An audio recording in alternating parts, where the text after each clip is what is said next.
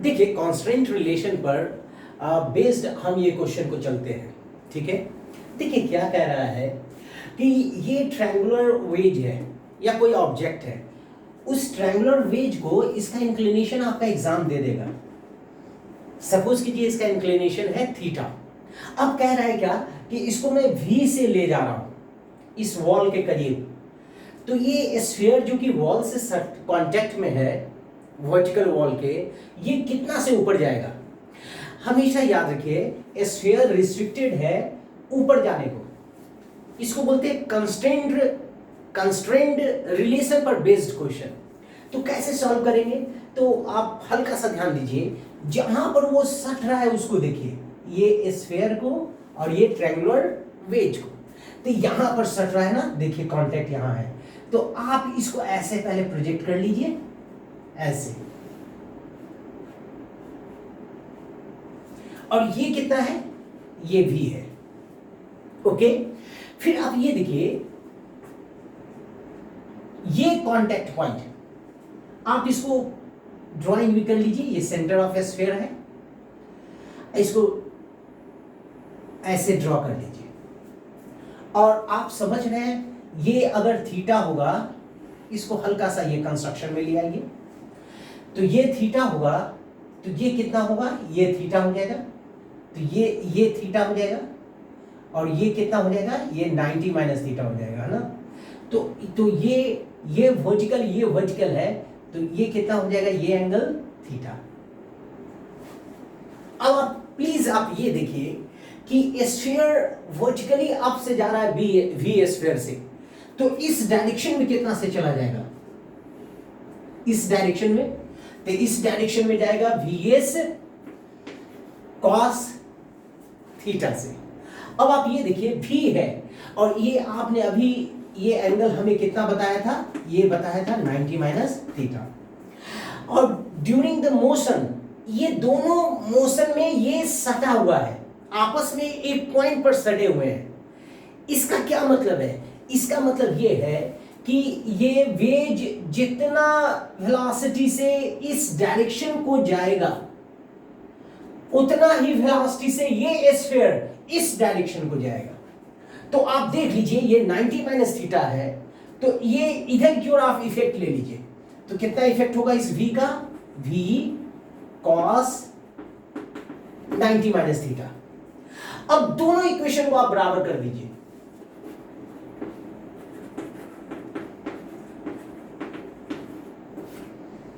तो v sphere vertically कितना आ जाएगा, v sin by cos tan theta.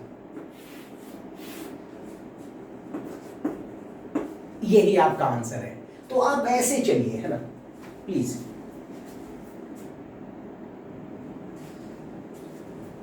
अब इस क्वेश्चन को आप देखिए, ये भी आपके बुक से रिलेटेड क्वेश्चन है।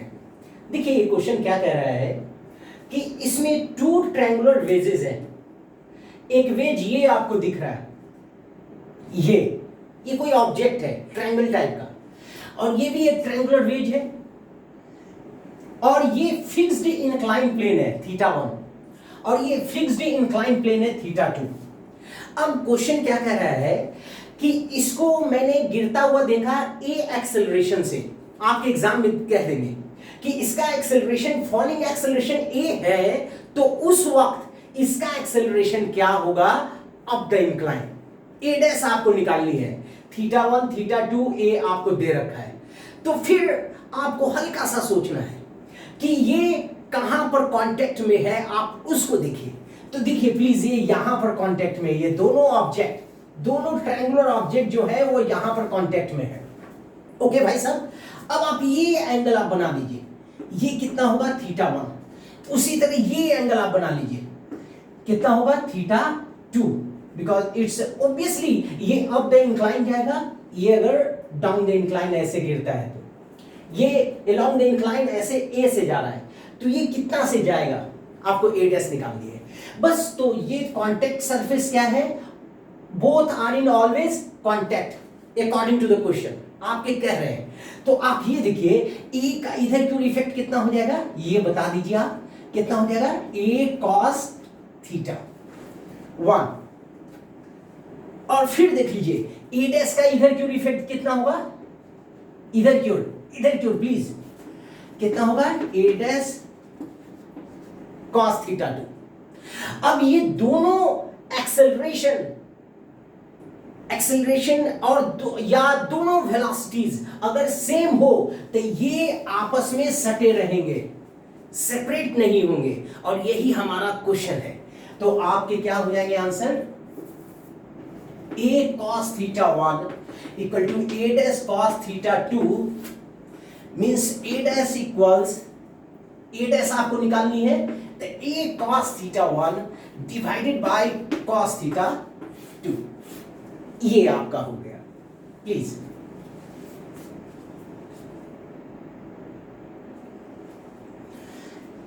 अब ये देखिए बच्चों, इस हॉरिजॉन्टल सरफेस पर दो मासेस है जो कि थ्रेड से दोनों कनेक्टेड है थ्रू पुली, और थ्रेड रिमेन्स टाइट है।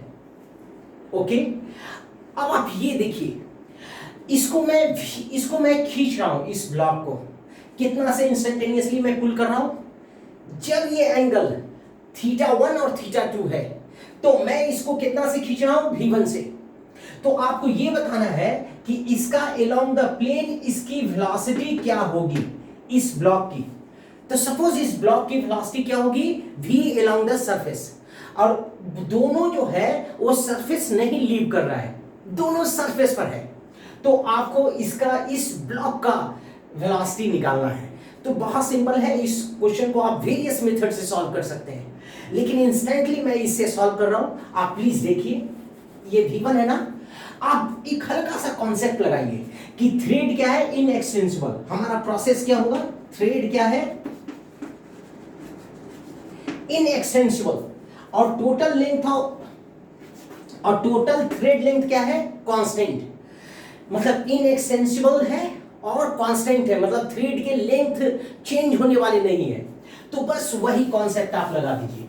तो इस ओर कितना से, आप इस ओर ले लीजिए। तो ये V1 से जा रहा है ना, आपका एग्जाम दे देगा ये V1 से, तो ये कितना हो जाएगा, ये थीटा 1।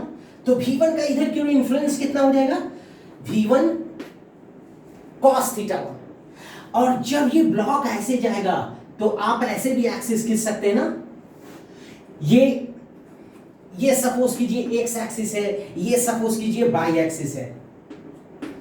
ओके ना, तो आप ये देख लीजिए, इस ओर कितना से ये ब्लॉक ऐसे जाएगा तो इस ब्लॉक के दो कंपोनेंट होंगे प्लीज डियर, एक एक्स डायरेक्शन में इतना होगा और एक उसी वक्त वाई डायरेक्शन में इतना होगा अलोंग द थ्रेड। तो अलोंग द थ्रेड जितना आएगा उतना ही ये ऊपर ये सप्लाई करेगा। तो ये सप्लाई करेगा तो फिर यहां एक्सेस आप ऐसे खींच लीजिए यंग माइंड, ऐसे। तो फिर ये थ्रेड ऊपर कितना सप्लाई करेगा, v cos theta 2, v cos theta 2, और इस ओर v sin थीटा 2 होगा। तो हमको किससे मैटर है, हमको मैटर है थ्रेड के अलाउंग वाले से, क्योंकि जो भी थ्रेड ये दिया, जो भी थ्रेड ये सप्लाई करेगा, ये थ्रेड इस डायरेक्शन में लेंथ को यूज कर लेगा, इस डायरेक्शन में, इस डायरेक्शन में, और ये इस डायरेक्शन में, ये जितना सप्लाई करेगा वो इतना यूज कर लेगा। तो क्या होंगे आपके equation, V1 cos theta 1 equal to V cos theta 2।